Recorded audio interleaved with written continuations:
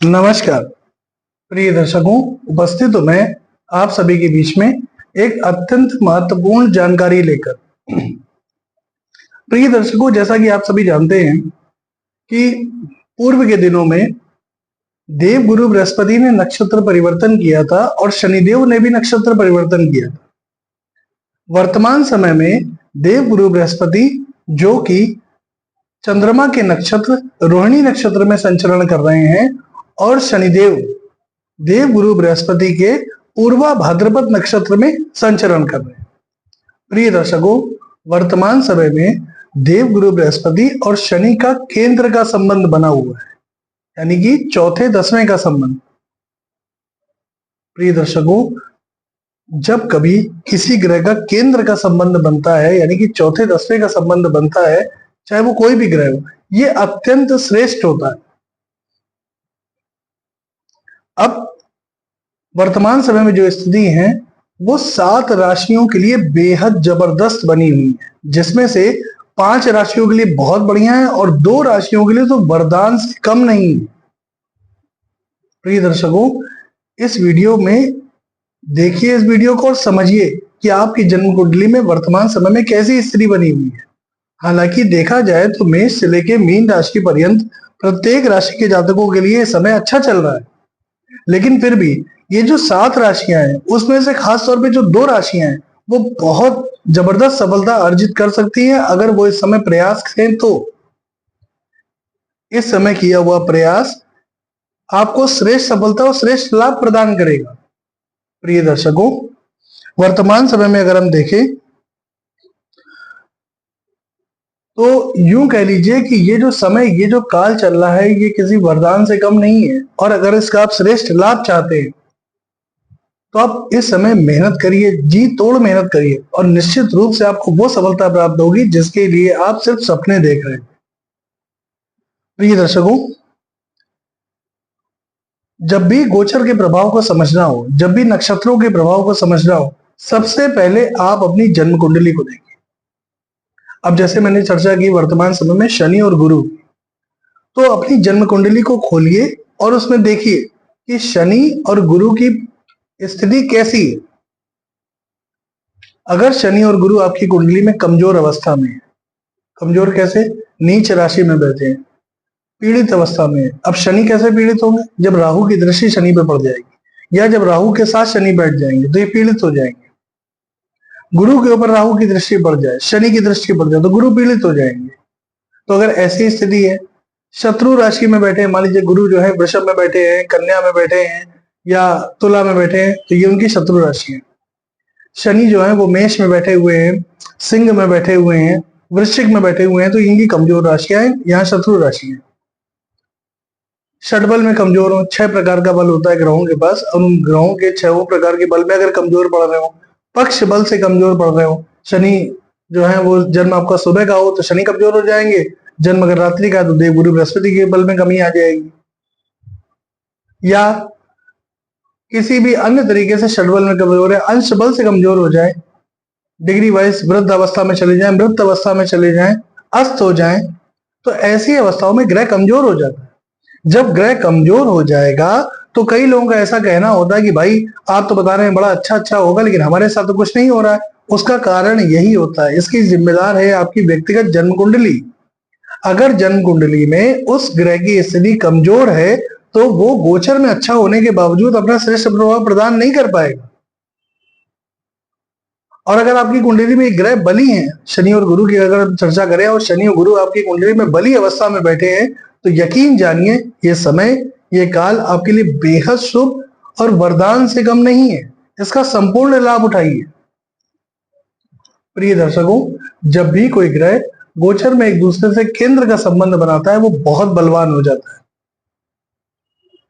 इस समय अगर हम देखें तो यह समय, यह काल 7 राशियों के लिए बेहद महत्वपूर्ण है। सबसे पहली राशि है प्रिय दर्शकों मेष राशि।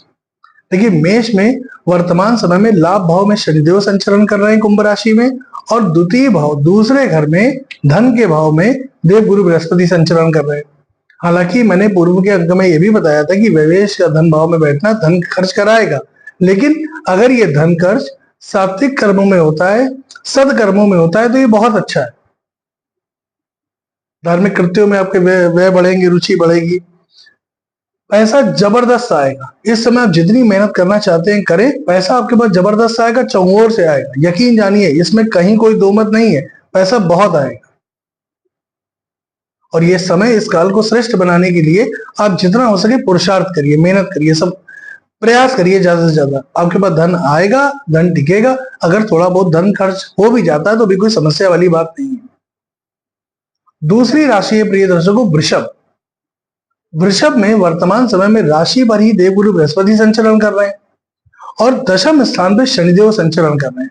प्रिय दर्शकों, जब भी राशि से दशम का या राशि से चतुर्थ का संबंध बनता है, उस स्थिति में शनिदेव अगर दशम में बैठे हैं या राशि पर बैठे हैं तो वो अत्यंत बली हो जाते हैं, बहुत बलवान हो जाते हैं। और जब शनि बली होकर प्रभाव देंगे, वो भी दशम स्थान पे बली होकर प्रभाव देंगे, दशम स्थान किस चीज का होता है? आपके कार्य क्षेत्र का। जबरदस्त सफलता दिलाएंगे।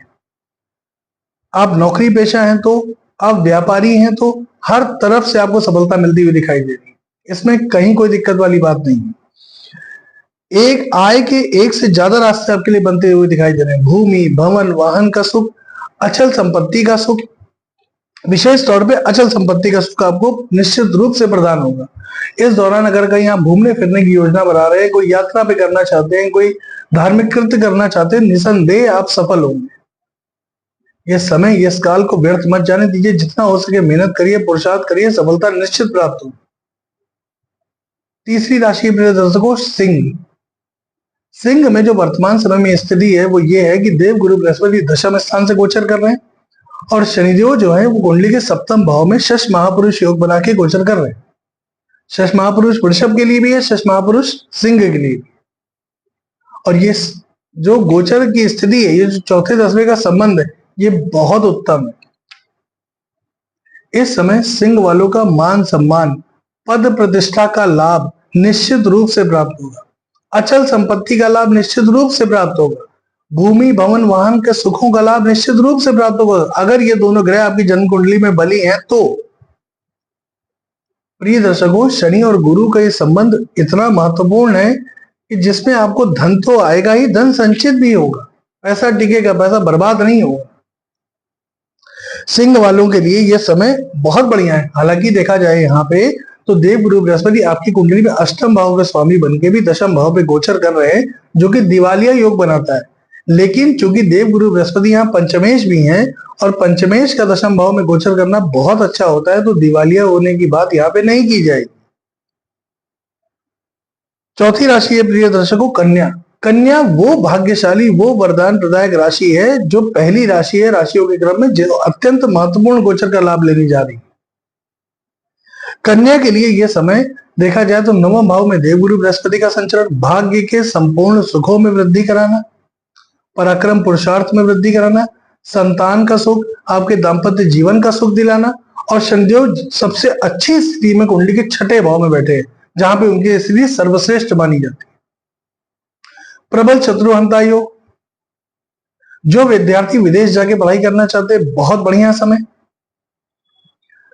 आयु में वृद्धि, यानी कि अगर आप पूर्व से किसी बीमारी से जूझ रहे थे तो उसमें आपको लाभ मिलता हुआ दिखाई दे रहा है। हर तरह से कन्या के लिए समय बहुत अच्छा है, इसका संपूर्ण लाभ उठाएंगे। पैसा आएगा, करियर आपका बढ़िया होगा, ये सब बहुत छोटी चीजें हैं। भाग्य का संपूर्ण सहयोग है, ये मेन पॉइंट है। इससे आपको हर तरीके की समस्या से मुक्ति मिल जाएगी। प्रिय दर्शकों, अगर पांचवी राशि की बात करें तो वह है वृश्चिक। वृश्चिक के लिए देखा जाए तो सप्तम स्थान से देव गुरु बृहस्पति गोचर कर रहे हैं और चतुर्थ भाव में शनिदेव का संचलन है। शनिदेव क्षेत्र के कारक ग्रह है। चौथा घर क्षेत्र का भाव होता है, जनता का भाव होता है, आपकी मां का भाव होता है, स्व उपार्जित धन का भाव होता है। वाणी में प्रखरता, व्यक्तित्व आपका भव्य बनेगा, कार्यक्षेत्र आपका उत्तम होगा। आप नौकरी करते, व्यापार करते, जबरदस्त सफलता। नया व्यापार शुरू करना चाह रहे, नई नौकरी ज्वाइन करना चाह रहे, बहुत बढ़िया रहेगा। जन्म स्थान से दूर जाके काम करना चाह रहे, बहुत बढ़िया रहेगा। आय के एक से ज्यादा रास्ते बनते हुए दिखाई दे रहे हैं। पिता के सुख में वृद्धि होगी। सारी चीजें कुल मिला के आपके पक्ष में जाती हुई दिखाई दे रही हैं। प्रिय दर्शकों, एक और पॉइंट है, अगर आपकी माता के स्वास्थ्य में कोई कमी आ गई थी, वो निश्चित रूप से समाप्त होती हुई चली जाएगी। छठी राशि है प्रिय दर्शकों मकर। मकर छठी राशि होने के बावजूद दूसरी वो सबसे ज्यादा भाग्यशाली राशि है जिसको इस गोचर काल का श्रेष्ठ प्रभाव प्राप्त होगा। अब मकर के लिए क्या स्थिति है? मकर के लिए यह है कि शनिदेव दूसरे घर में यानी कि धन भाव में संचरण कर रहे हैं और देव गुरु बृहस्पति पंचम भाव में संचरण कर रहे हैं, जहां पे वो अति विशिष्ट कारक कहे जाते हैं। पंचम में देवगुरु का संचरण संतान का सुख, विवाह का सुख, ज्ञान का सुख, धन का सुख, ये चारों सुख प्रदान कर देगा। लग्न में दृष्टि डालेगा, आपके व्यक्तित्व को भव्य बनाने का काम करेंगे। वहीं शनिदेव की तीसरी दृष्टि चतुर्थ भाव पे पड़ेगी तो भूमि भवन वाहन के सुखों में वृद्धि कराएंगे। माता के साथ सहयोग, माता के स्वास्थ्य में अगर कमी आ गई थी तो वो दूर करेंगे। माता के साथ वैचारिक मतभेद हो गए तो उसको समाप्त करेंगे।